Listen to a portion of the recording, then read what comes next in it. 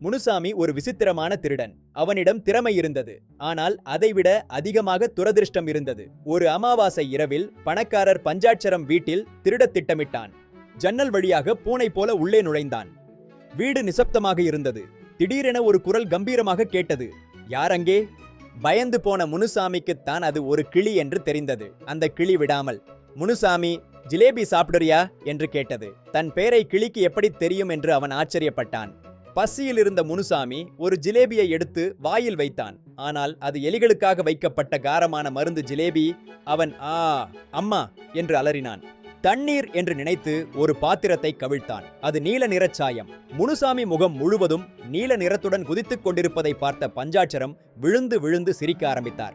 விஷயம் என்னவென்றால் அந்த கிளியின் பெயரும் முனுசாமிதான். தன் செல்லக்கிளியை எஜமான் கூப்பிடுவதை வைத்து திருடன் ஏமாந்து போனான். கடைசியில் போலீஸ் வரும் வரை ஐஸ் கட்டிகளை வாயில் வைத்து கூத்து காட்டினான்.